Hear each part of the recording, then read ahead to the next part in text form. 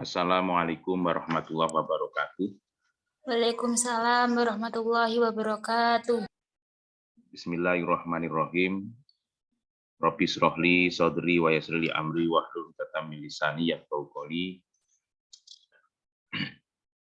Pada malam hari ini akan saya sampaikan mata kuliah hukum acara pidana tentang surat dakwaan. Surat dakwaan ataupun dakwaan, dan materi yang saya sampaikan ini karena sudah menjadi kesepakatan antara dosen hukum acara pidana, yang satunya itu Bu Emi Puasa, kemudian dosen hukum acara pidana yang satunya adalah saya, Huzaimah Al-Ansori, karena bobot hukum acara pidana ini 4 SKS. Seperti kemarin sudah saya sampaikan, Bu Emi bagian menyampaikan tentang masalah terkait dengan tersangka dan terdakwa. Bu Emi menyampaikan bagian tentang penyidikan, penyidik, dan penyelidikan, penyelidik ataupun penyidik, termasuk kewenangannya terkait dengan penyidik dan penyelidik, di dalam KUHP. Di sana disampaikan memiliki kewenangan terkait dengan melakukan pemeriksaan, ya, tentunya penangkapan, penahanan, penggeledahan, penyitaan, dan pemeriksaan surat. Itu bagian yang menjelaskan, yang menyampaikan adalah Bu Emi. Dan saya ditugaskan untuk menyampaikan terkait dengan perkara, ya, yang sudah ditetapkan oleh kepolisian, kemudian pelimpahan perkara itu dilimpahkan P21 ke kejaksaan. Kalau perkara itu sudah dilimpahkan kepada kejaksaan, maka jaksa akan segera membuat surat dakwaan atau surat penetapan. Surat dakwaan itu nanti akan diajukan di pengadilan negeri, yang mana pengadilan negeri itu punya kewenangan untuk membuat jadwal persidangan atau proses persidangan, jadwalnya kapan, ya, terkait dengan perkara yang telah diajukan oleh jaksa penuntut umum. Nah, itu nanti tugas saya, ya. Dan kami mohon nanti teman-teman bisa absen di chat room, ya. Mulai sekarang kami persilakan untuk absen di chat room. Kemudian yang dimaksud dengan surat dakwaan itu apa? Surat dakwaan itu adalah merupakan surat yang dibuat oleh jaksa berdasarkan BAB. BAB itu adalah berita acara pemeriksaan yang telah dilakukan oleh penyidik, ya, yang memuat rincian rumusan tindak pidana yang dilakukan oleh seseorang atau beberapa orang. Jadi dasar jaksa membuat dakwaan terkait dengan tindak pidana yang dilakukan oleh tersangka tersebut, itu dasarnya adalah BAB atau berita acara pemeriksaan. Tapi perlu diingat, BAB, berita acara pemeriksaan itu bukan alat bukti. Itu bukan termasuk alat bukti. Tapi bisa menjadi dasar bagi jaksa ketika membuat surat dakwaan. Surat dakwaan, di dalam surat dakwaan itu tentunya di sana harus terpenuhinya unsur atau syarat formal dan syarat material.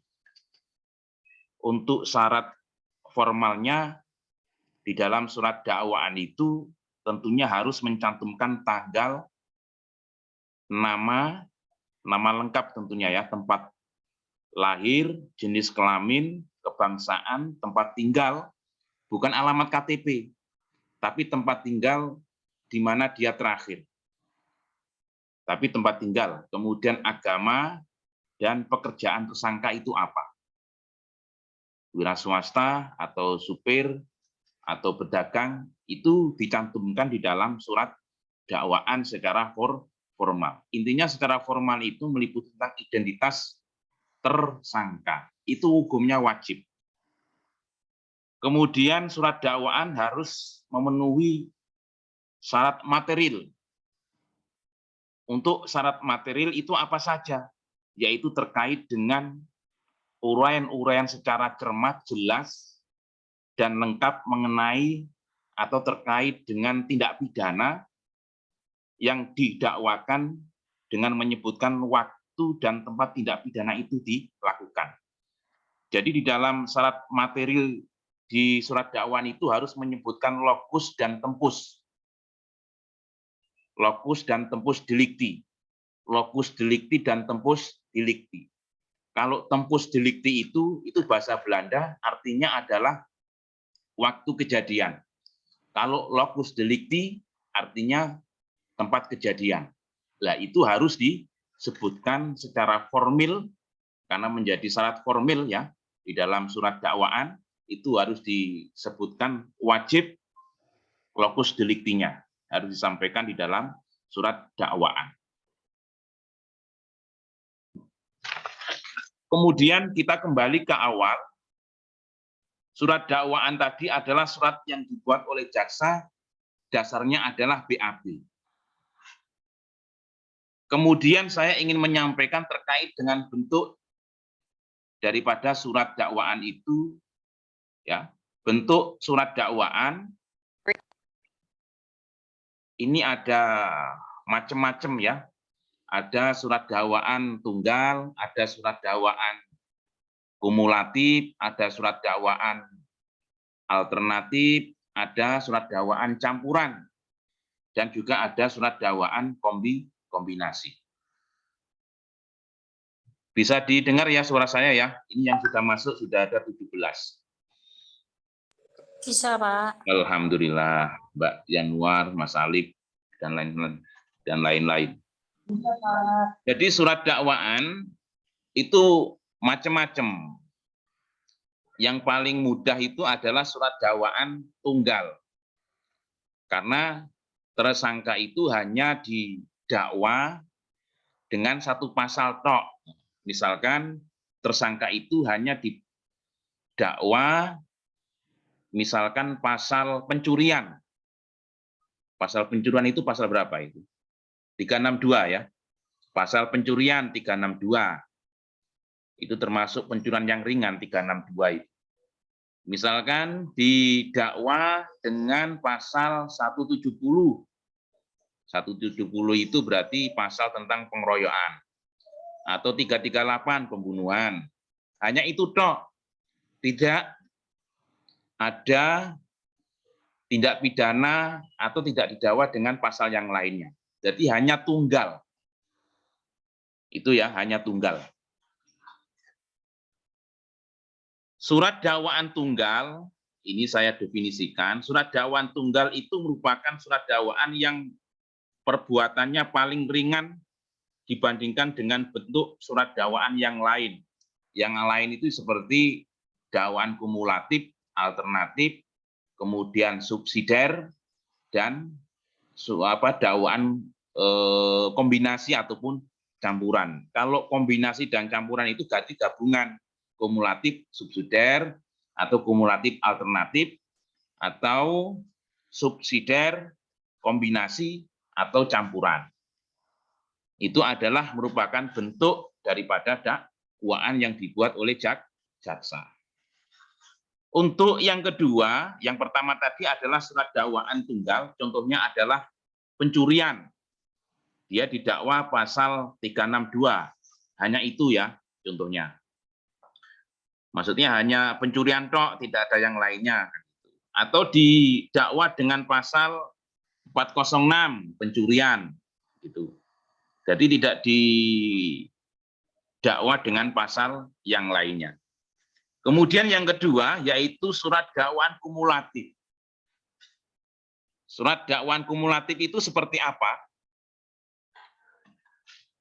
Surat dakwaan kumulatif itu adalah merupakan surat dakwaan yang dibuat apabila seseorang lebih atau seseorang telah melakukan beberapa tindak pidana, di mana antara satu tindak pidana berbeda dengan tindak pidana yang lainnya.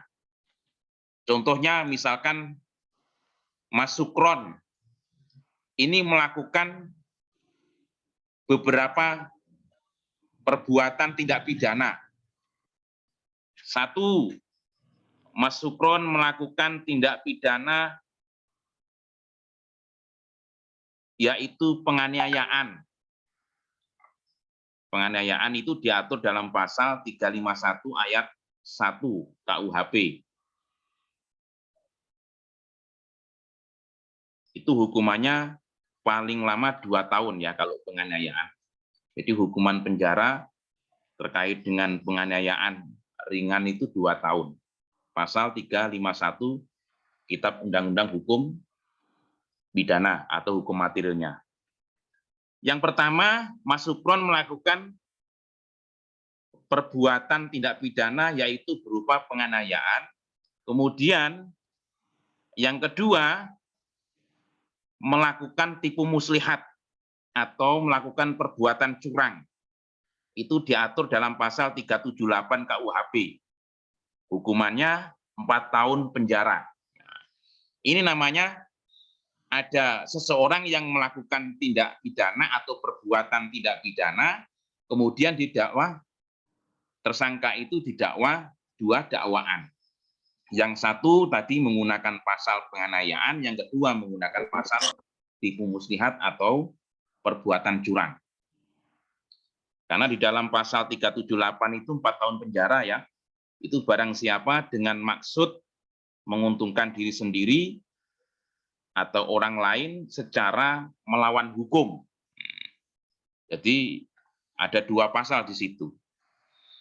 Atau ada seseorang yang pertama melakukan pencurian, berarti 362, kemudian dakwa yang berikutnya yaitu penggelapan, atau dengan pasal yang lainnya. Itu merupakan contoh dakwaan yang kumulatif.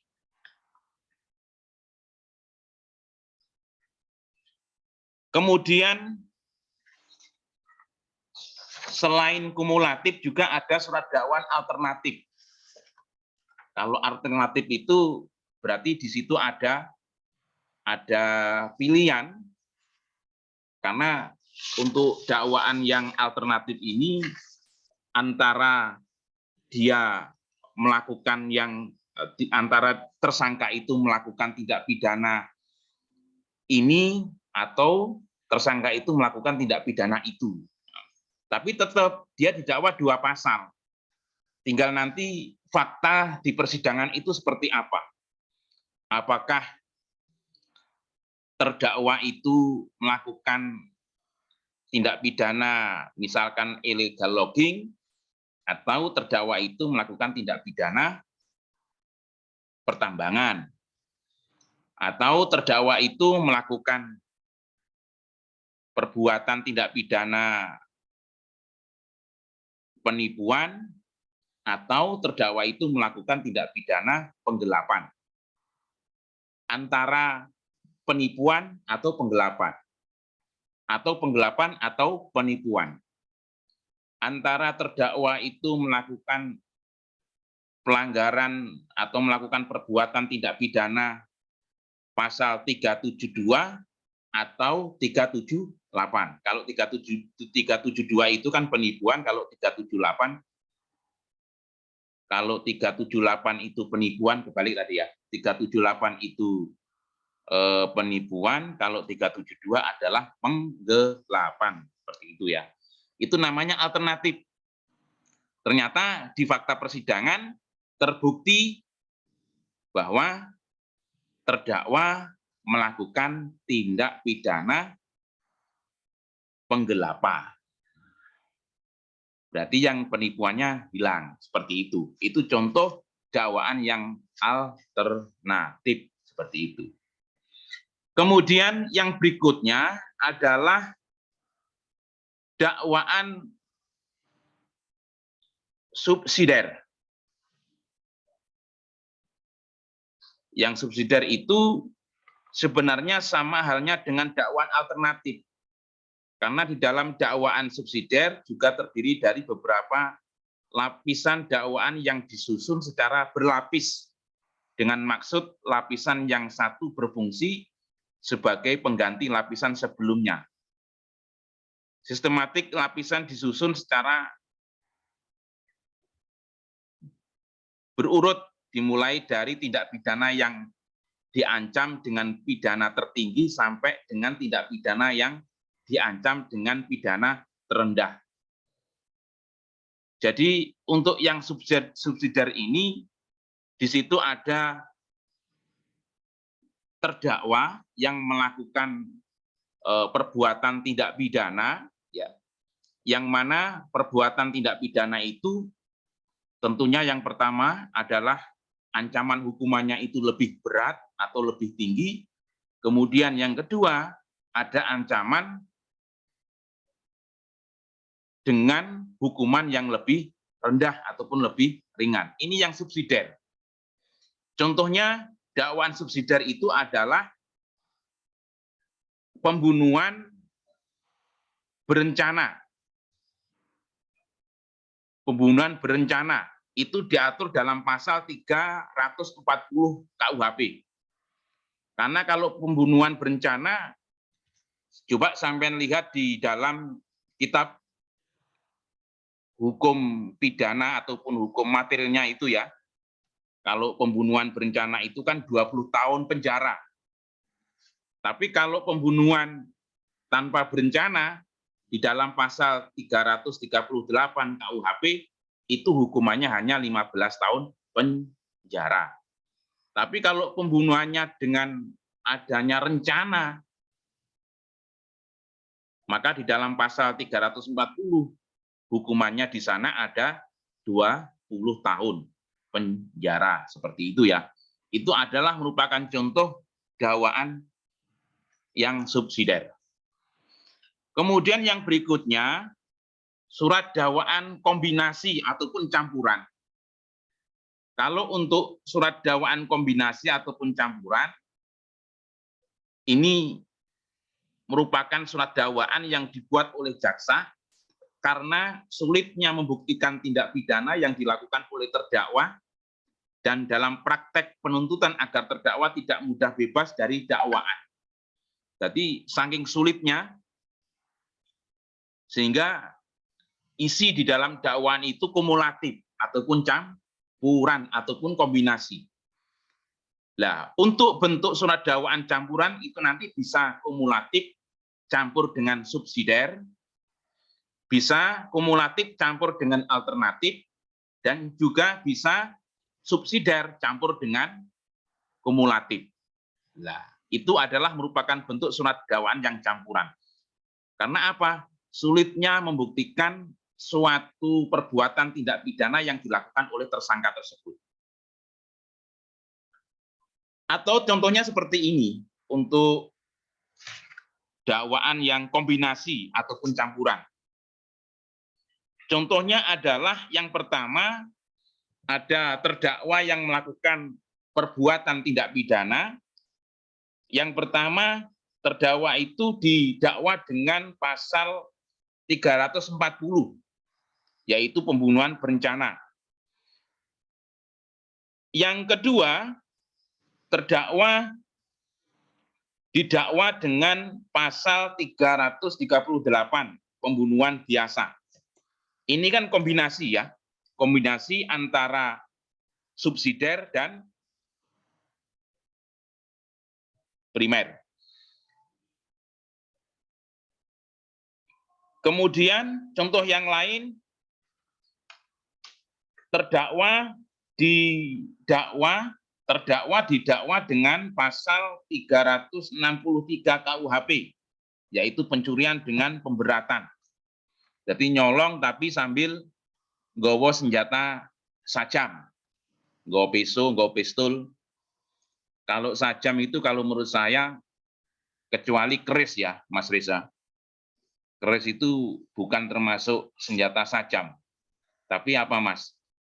Kesenian. Iya, Pak. Nih. Jadi Sejarah. kalau nggawa keris, kalau keris kan bukan termasuk senjata sajam. Tapi Mbak Reza kerisnya banyak, Pak dosen. Ya.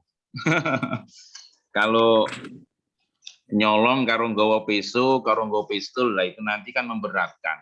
Padahal hukuman nyolong 362 itu kan ringan. Paling 2 tahun penjara. Tapi kalau sambil ngancam, sambil menodong atau melukai, kalau melukai kemudian sampai meninggal dunia, ya hukumannya berat, bisa 15 tahun penjara itu nanti. Atau terdakwa itu nanti didakwa dengan pasal 363 dan pasal 362. Ini adalah merupakan contoh dakwaan yang kombinasi ataupun alternatif. Tapi kombinasi ataupun campuran ya. Jadi kalau menurut saya surat dakwaan yang dibuat oleh jaksa itu ya melihat perbuatan tindak pidana apa yang dilakukan oleh terdakwa tersebut. Karena jaksa ketika membuat surat dakwaan kan seperti tadi di awal sudah kami sampaikan, acuannya ataupun dasarnya adalah BAB, yaitu berita acara pemeriksaan. Tapi surat dakwaan itu nanti juga bisa dipatahkan oleh penasihat hukum yang merupakan PH daripada terdakwa. Karena di dalam fakta persidangan memang dari terdakwa itu bisa menghadirkan ahli ya, ahli otomatis ahli nanti keterangan ahli akan dinilai dan juga bisa menjadi sebuah pencerahan atau petunjuk tentunya bagi hakim untuk menghilangkan pasal dakwaan. Misalkan terdakwa itu didakwa dengan dua pasal dengan tindak pidana yang berbeda. Ahli itu manfaatnya seperti itu. Bisa juga menghilangkan dakwaan yang pertama, tapi hanya satu dakwaan. Kemudian dua dakwaan itu nanti juga bisa hilang dengan dipatahkan pledoi atau klemensi, pledoi pembelaan, nota pembelaan yang telah dibuat oleh terdakwa melalui kuasa hukumnya. Seperti itu ya. Kemudian yang terakhir, ini yang paling penting, tadi di awal sudah kami sampaikan, terkait dengan surat dakwaan itu harus terpenuhi 2 syarat formal maupun material. Kalau formal yaitu berupa identitas, kalau material yaitu berupa uraian secara cermat ya mengenai tentang tindak pidana yang dilakukan oleh tersangka ataupun terdakwa. Yang terakhir saya ingin menyampaikan terkait dengan isi surat dakwaan, ini yang sering dibuat oleh jaksa. Ini kalau dalam perkara perdata yang membuat surat gugatan itu kan pengacara ataupun lawyer atau advokat, kuasa hukum. Tapi kalau di pidana yang membuat surat dakwaan adalah jaksa penuntut umum. Sebenarnya hampir sama. Ketika advokat ataupun penasihat hukum itu dapat klien tentang masalah wan prestasi ataupun perbuatan melawan hukum, ya kan? Yang pertama kali kan tanda tangan surat kuasa, kemudian kuasa hukum membuat surat gugatan. Nah, isi di dalam surat gugatan tentunya di sana ada identitas, ada posita dan petitum. Kalau kita geser ke pidana, karena jaksa itu merupakan pengacara negara, pengacara. Nah, jaksa dapat perkara karena ada pelimpahan dari penegak hukum yaitu kepolisian melalui penyidik dilimpahkan ke jaksa, kemudian jaksa membuat surat dakwaan. Nah, di dalam isi surat dakwaan ini yang pertama adalah identitas terdakwa, meliputi nama, tempat tanggal lahir, umur, jenis kelamin, kebangsaan, alamat, agama dan pekerjaan. Itu wajib diisi. Kemudian yang kedua, di dalam isi surat dakwaan juga berisi terkait dengan penahanan. Penahanan mulai dari penyidik ya. Penyidik itu punya kewenangan menahan berapa hari maksimal atau jangka waktu penahanan yang dilakukan oleh penyidik, yaitu adalah 20 hari. Dan boleh diperpanjang sampai berapa? Sampai berapa? Sampai 40 hari. Yang pertama, jangka waktu maksimalnya adalah 20 hari, kalau kurang ditambah lagi 40 hari. Pun juga nanti di penuntutan punya kewenangan untuk menahan tersangka ataupun terdakwa itu, yang pertama adalah 20 hari dan bisa diperpanjang 30 hari. Nanti tinggal ditambahkan 20 hari tambah 40, 20 tambah 30.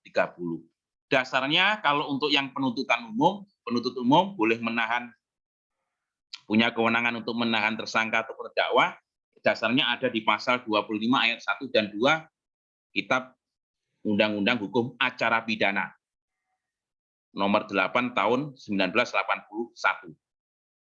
Kalau penyidik boleh menahan tersangka selama 20 hari, diperpanjang 40 hari, dasarnya adalah pasal 24 ayat 1 dan 2 Kitab Undang-Undang Hukum Acara Pidana.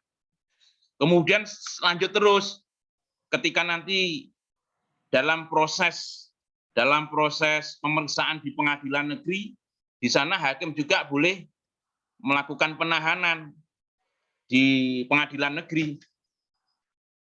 Maksimal jangka waktu penahanan ketika dalam proses pemeriksaan itu adalah 30 hari dan boleh diperpanjang sampai 60 hari. Itu di tingkat pertama ataupun di tingkat pengadilan negeri. Sampai terus, misalkan nanti banding, pengadilan tinggi juga punya kewenangan untuk itu. Jangka waktunya berapa? Kalau di PT sesuai dengan pasal 27 ayat 1 dan 2 pemeriksaan di pengadilan tinggi negeri Surabaya sesuai dengan pasal 27 ayat 1 dan 2 di pengadilan tingkat banding itu boleh atau punya kewenangan untuk menahan selama 30 hari dan kalau kurang ada perpanjangan waktu yaitu 60 hari. 30 dan 60 hari itu di tingkat banding atau di Pengadilan Tinggi Negeri Surabaya, kalau Jawa Timur. Kemudian di tingkat kasasi, berarti Mahkamah Agung berapa? Kalau di tingkat Mahkamah Agung, jangka waktu penahanan Majelis Hakim Mahkamah Agung adalah maksimal yang pertama 50 hari. Kalau kurang, boleh diperpanjang sampai 60 hari. Itu tinggal jenengan tambahkan saja, mulai dari penyidikan sampai ke kasasi, misalkan banding ataupun kasasi. Yang pertama tadi 20 tambah 40, 30 tambah 20 tambah 30, di PN 30 tambah 60, kemudian banding 30 tambah 60, dan sampai pemeriksaan di Mahkamah Agung ataupun di tingkat kasasi 50 tambah 60, tinggal di total. Tinggal nanti hasil putusannya seperti apa. Jadi tinggal dikurangi ya, tinggal dikurangi tahanan-tahanan di penyidikan, kemudian di penuntutan, di PN, entek akhirnya. Seperti itu ya. Saya lanjutkan terkait dengan isi gugatan, isi dakwaan. Kalau isi gugatan itu berarti perdata, tapi kalau isi dakwaan itu berarti pidana. Itu menjadi kewenangan jaksa penuntut umum. Yang pertama tadi identitas, kemudian yang kedua terkait dengan penahanan, baik penahanan di tingkat penyidikan dan perpanjangan penahanan maupun di penuntutan umum. Kemudian yang ketiga tentang dakwaan, seperti tadi yang sudah kami sampaikan, di dalam dakwaan itu harus menguraikan terkait dengan locus delicti dan tempus delictinya, di mana tempat kejadian dan waktunya kapan, itu harus disampaikan secara jelas di dalam isi dakwaan itu dan menyebutkan pasal dakwaan terhadap terdakwa yang melakukan perbuatan tindak pidana. Dari sini ada yang ditanyakan. Untuk ke depan nanti saya membahas pra-peradilan. Saya tidak membahas penyelidikan karena itu sudah disampaikan oleh Bu Emi Puasa Handayani. Saya hanya menyampaikan surat dakwaan, kemudian berikutnya nanti eksepsi.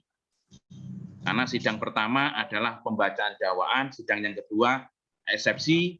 Setelah eksepsi jika ada, kalau tidak ada eksepsi ya berarti langsung pembuktian.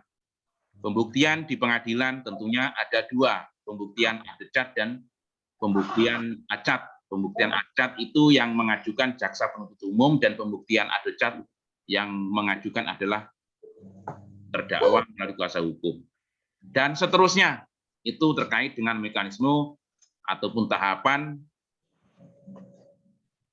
persidangan perkara pidana di pengadilan negeri di tingkat pertama. Karena tingkat pertama termasuk judek fakti ya. Judek fakti itu memeriksa pokok perkara.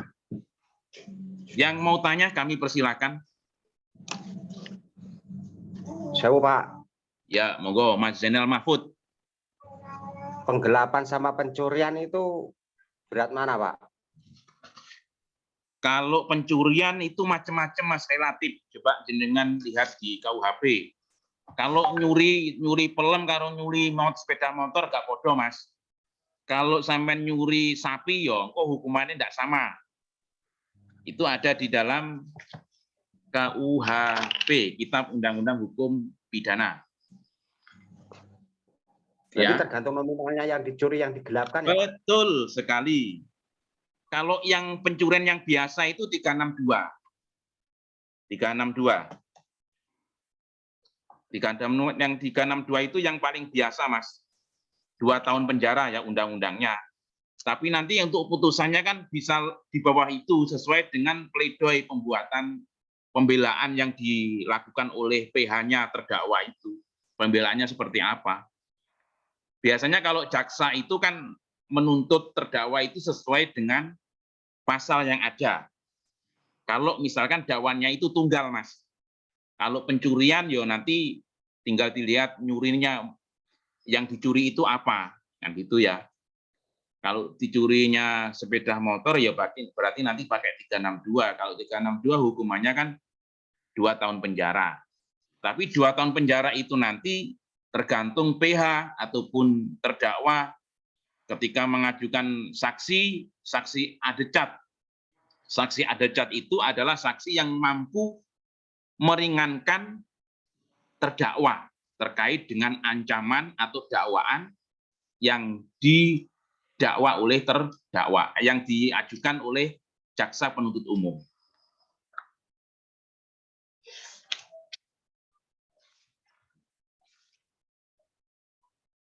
Itu, Mas. Siapa? Sama korupsi juga nggak sama juga ya, Pak ya? Dalam Korupsi kan juga penggelapan, toh, Pak? Oh, korupsi nanti pakai undang-undang sendiri, Mas. Lex spesialis, derogat lex generalis. Karena undang-undang khusus itu mengesampingkan KUHP. Paham, nggih? Oh, nggih, siap. Nah, karena di negara kita ini memiliki aturan atau undang-undang khusus dan undang-undang umum. Nanti kalau korupsi, dia pakai undang-undang tidak pidana korupsi. Karena diatur tersendiri. Kalau teroris, ada undang-undang sendiri. Ada Undang-Undang Nomor 15 Tahun 2003 tentang pemberantasan terorisme. Itu pasal 6-19 ya, tentang masalah tindak pidana terorisme. Hukumannya berat, Mas, tembak mati. Kalau tembak mati kan tidak ada di dalam KUHP, toh. Nggih, Pak. Tapi kan Nggih. belum berlaku, Pak. Belum Hah? pernah ada ditembak mati, toh? Ada no, enek no sing ditembak mati. Sudah dilakukan, Mas. Ada kan? Contohnya seperti Nurdin M. Top. Imam Samudra. Nah, Imam Samudra, enek. Teroris, Pak, bukan korupsi, Pak. Oh iya, yang saya sampaikan tadi terorisme, Mas, Undang-Undang nomor 15 tahun 2003. Kalau yang korupsi usulan itu belum ada usulan, Mas. Tapi untuk korupsi hukumannya tetap penjara, Mas. Biasa. Hukumannya penjara. Tapi kan bagi mereka yang melakukan koruptor sebelum diperiksa di pengadilan, mayoritas itu mengajukan pra peradilan kan, Mas. Ada seperti Setia Novanto itu bolak-balik ditangkap, kemudian dia mengajukan pra peradilan, ternyata sah atau tidaknya penangkapan yang dilakukan oleh KPK kan gitu kan. 1 kali, 2 kali itu kan Setia Novanto menang terus. Tapi pas waktu kemarin pra peradilan tetap dikalahkan oleh hakim ya. Kalau untuk masalah pra peradilan itu kan diatur dalam bab 10 ya di dalam KUHP, Kitab Undang-Undang Hukum Acara Pidana. Untuk pra peradilan besok, Mas, materinya, Mas, setelah surat dakwaan ini. Jadi pra peradilan itu di KUHP di bab 10 ya tentang masalah sah atau tidaknya penangkapan, penahanan, atau penghentian penyidikan atau penghentian penuntutan. Itu. Dan di dalam pra peradilan pasal 77 itu juga mengatur tentang masalah ganti rugi dan rehab. Seperti itu, Mas. Kalau korupsi, tindak pidana korupsi, nanti ada undang-undang sendiri ya, tidak menggunakan KUHP karena lex spesialis derogat lex generalis. Seperti itu, Mas Mahfud. Kalau untuk masalah pencurian, tadi yang ditanyakan oleh Pak Zainal Mahfud, itu ada di bab berapa ya?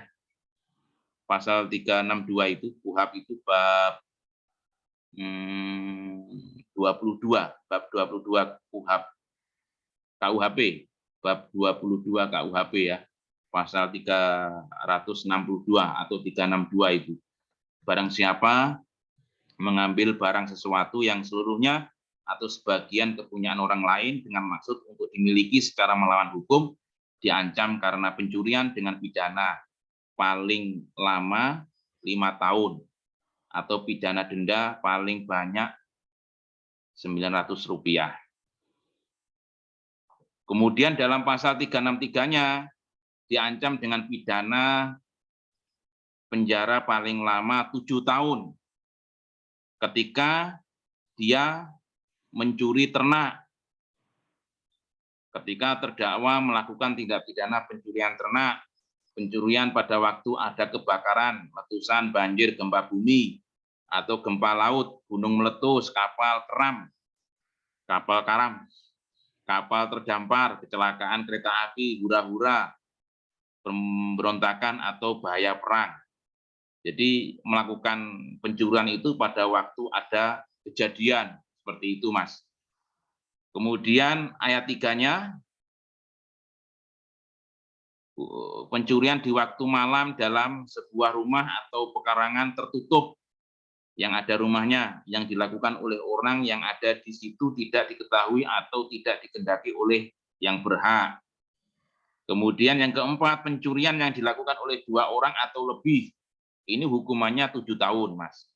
Pencurian yang untuk masuk ke tempat melakukan kejahatan atau untuk sampai pada barang yang diambil dilakukan dengan merusak, memotong, atau memanjat, atau dengan memakai anak kunci palsu, perintah palsu, atau pakaian jabatan palsu untuk nyamar, seperti itu. Nanti hukumannya tidak sama dengan pasal 362, tidak sama dengan pasal 362. Kemudian di pasal 364 ini ada banyak, Mas. Tergantung nanti seperti apa ketika melakukan tindak pidana pencuriannya. Kalau sambil menggunakan peso, alat berat, kemudian melukai tuan rumah, lah itu nanti pakai pasal 365. Misalkan yang punya rumah itu sampai mengakibatkan luka-luka berat, lah nanti hukumannya bisa lebih ya. bisa 20 tahun, dan seterusnya. Itu Pak Zainal ya, Pak Zainal Mahfud.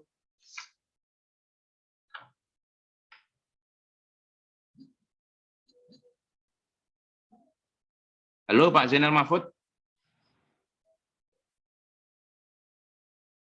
Siap Bapak, terima kasih. Oke, yang lain monggo yang mau tanya terkait dengan surat dakwaan. Pak mau tanya Pak. Nggih, Mbak Nora. Pak, kalau untuk dakwaan kumulatif kan ada beberapa dakwaan yang harus dibuktikan satu demi satu. Contohnya pembunuhan. Kalau pembunuhan kan 15 tahun, terus pemberatannya 5 tahun umpamanya. Itu kalau terbukti semua, ancamannya dipakai semua apa enggak Pak? 15 tahun sama 5 tahun didouble. Untuk yang kumulatif hukumannya dipakai semua atau tidak tergantung nanti pembuktian atau fakta di persidangan ya Pak. Itu yang memutuskan nanti majelis hakim. Karena di dalam tahapan persidangan kan jaksa juga diberi kewenangan untuk mengajukan saksi acat, saksi yang memberatkan terdakwa. Dan nanti pembuktian berikutnya, terdakwa juga diberi kelonggaran untuk mengajukan saksi yang meringankan atau disebut dengan saksi adecat. Lah, saksi acat dan adecat itu nanti kan menjadi pertimbangan hakim.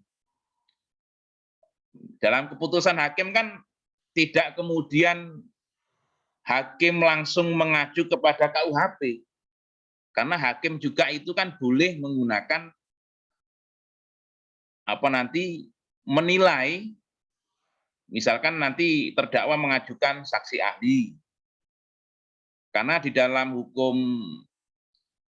acara pidana kan juga memerlukan alat bantu ya.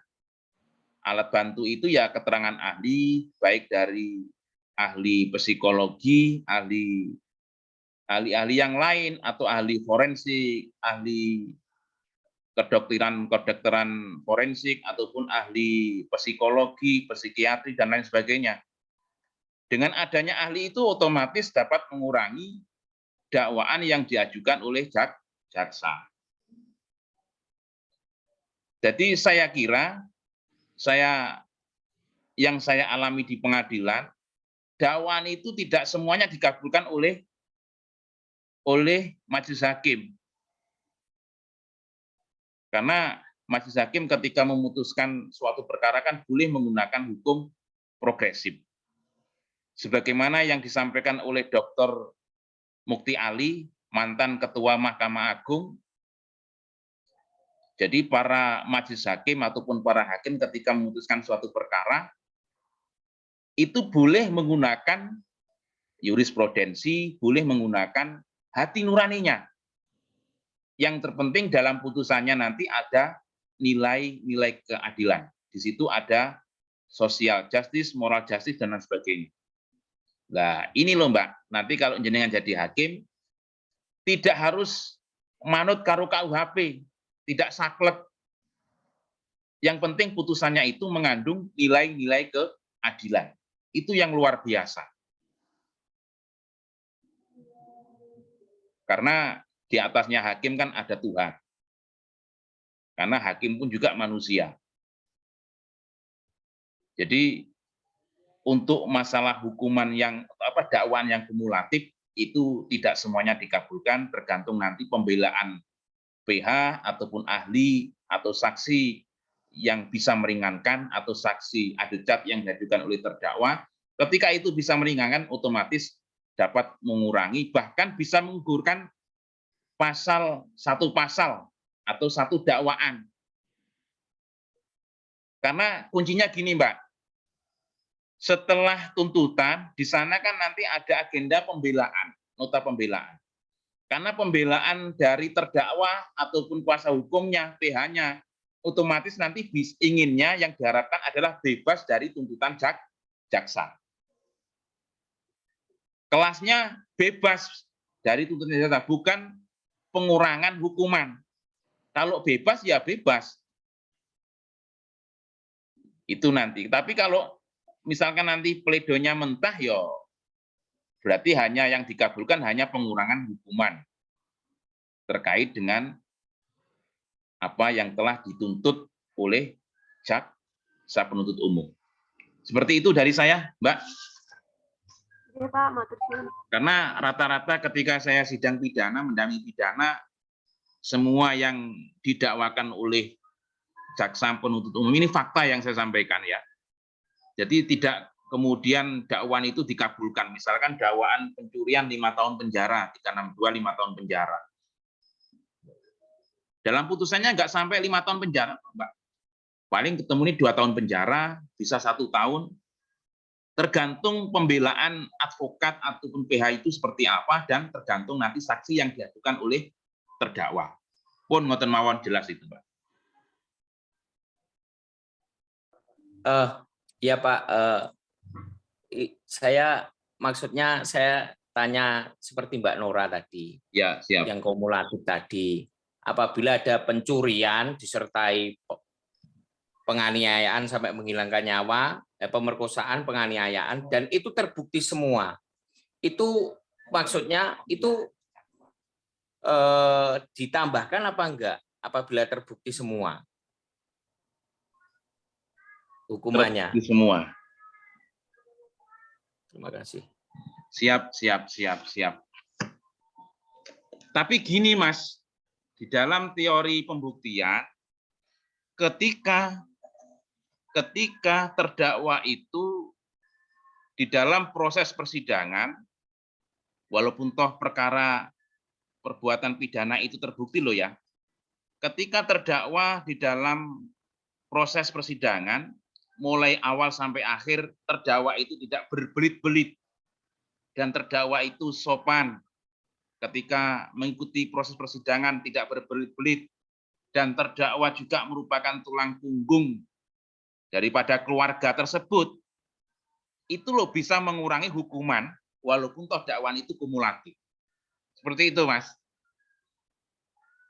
Lah, ketika nanti terdakwa berbelit-belit, ngengkel dan lain sebagainya, tidak mengakui kesalahan, dengan terdakwa itu mengakui kesalahan perbuatan yang dilakukan, misalkan dia melakukan pembunuhan, dengan adanya dia jujur di dalam persidangan, itu secara otomatis akan menjadi pertimbangan bagi majelis hakim. Kalau itu menjadi pertimbangan majelis hakim, tentunya dakwaan kumulatif tidak sesuai dengan dakwaan di dalam pasal yang tertuang di dalam KUHP tadi, ataupun yang telah didakwa oleh jaksa penuntut umum. Otomatis tidak sama, tidak ditambahkan, Mas, tidak ditambahkan. Nanti akan dirumuskan atau menjadi pertimbangan bagi majelis hakim. Bagi saya seperti itu, Mas. Tidak ditambahkan.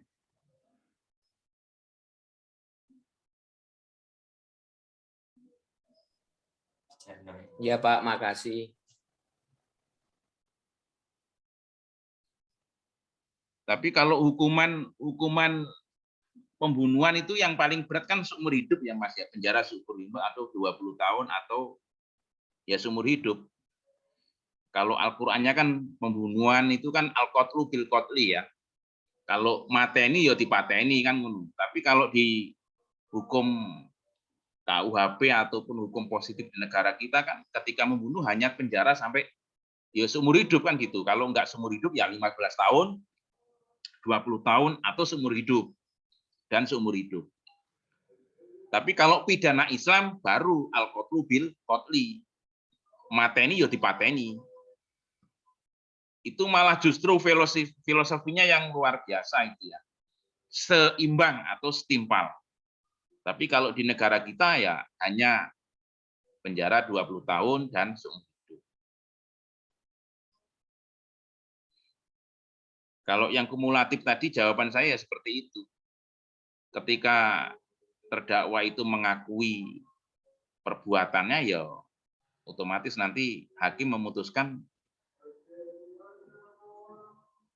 sesuai dengan keyakinan majelis hakim itu. Ya nanti kalau misalkan putusannya tidak sesuai dengan tuntutan ya, bukan dakwaan. Nanti kalau sudah masuk ke dalam tuntutan ya tuntutan, bukan dakwaan lagi, tuntutan. Majelis hakim tidak memutus sesuai dengan tuntutan. Kalau tidak sesuai dengan tuntutan, maka jaksa ya harus banding, Mas. Nanti kalau jaksa tidak banding, ya maka ada teguran dari atasannya seperti itu. Ada waktu 7 hari untuk banding ketika jaksa ataupun terdakwa tidak puas terkait dengan putusan. Yang lain, monggo.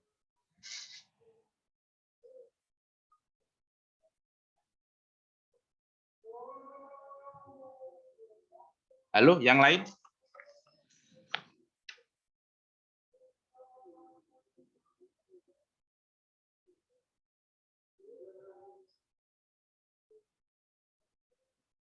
Ini yang sudah absen di chat room cuma 8 ini ya, Mbak ya.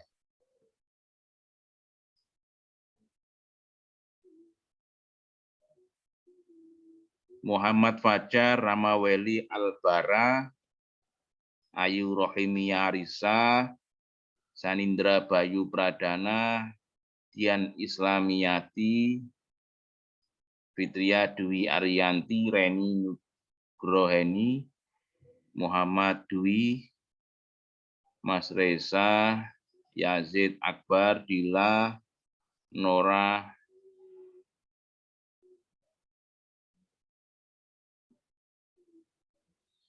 monggo yang lain yang belum absen di chat room kami persilakan, kami tunggu yang belum absen. Mungkin sambil nunggu yang lain kalau ada yang mau tanya terkait dengan surat dakwaan sesuai dengan materi hari ini tentang dakwaan itu ya.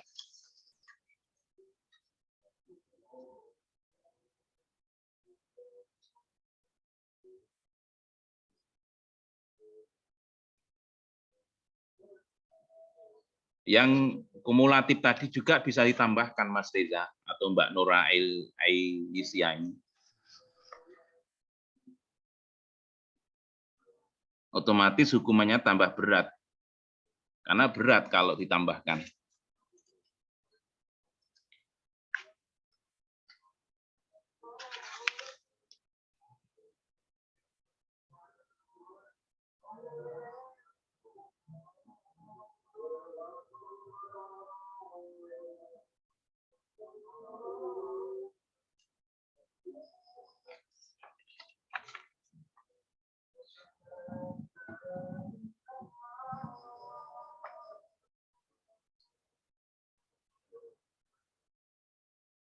Kalau ada yang tanya lagi, monggo.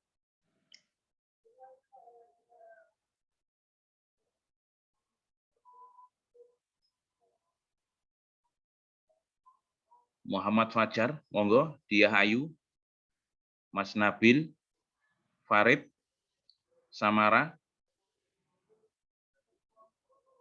Mas Yazid,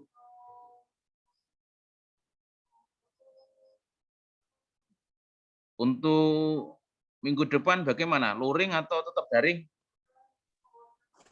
Ikut teman-teman, Pak.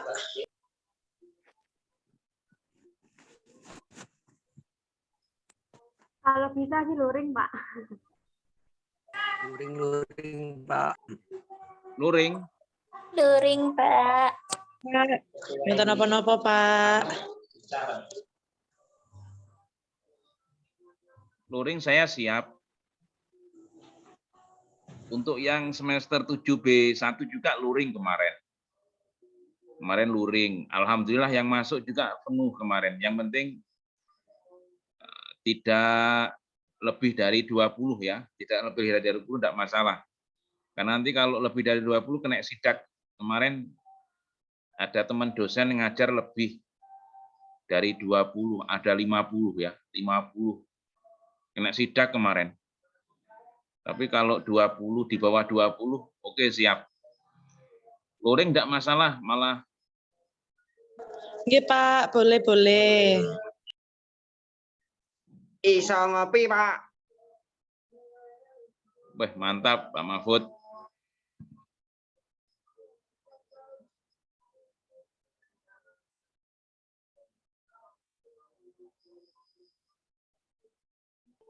Luring jam pinten, Pak?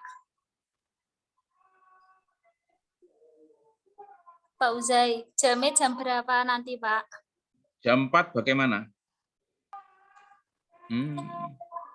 Jam 4. Jam 4 niku enten jadwal niku, Pak. Jam 4 Pak Imam Makali. Tidak pidana khusus ya? Nggih.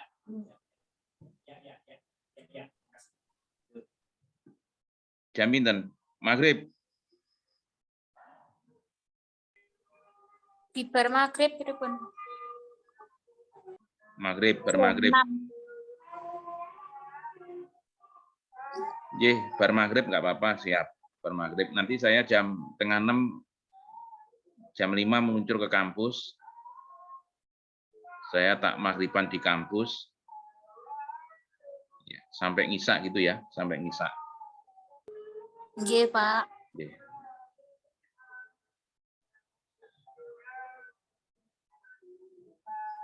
Ya udah, kalau enggak ada yang tanya, saya akhiri untuk perkuliahan hari ini. Tentunya kemarin Bu Emi sudah menyampaikan terkait dengan penyelidikan dan penyidikan ya, atau pemeriksaan perkara tidak pidana di tingkat kepolisian. Oke, terus sudah saya kemana? Nanti biar nyambung. Baru saya masuk ke dakwaan, kemudian nanti eksepsi, pembuktian, atau pra-peradilan. Kan gitu ya, pra-peradilan. Karena pra-peradilan ini juga penting.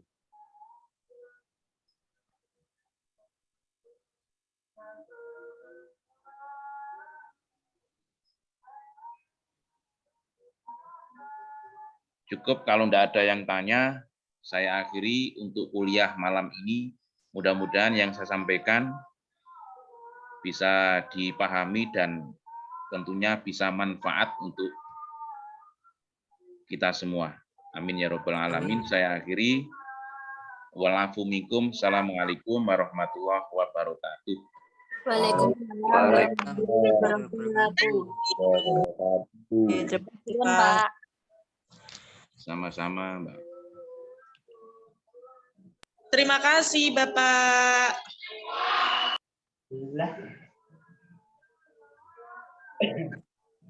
Pak Leo. Ya, aku rasa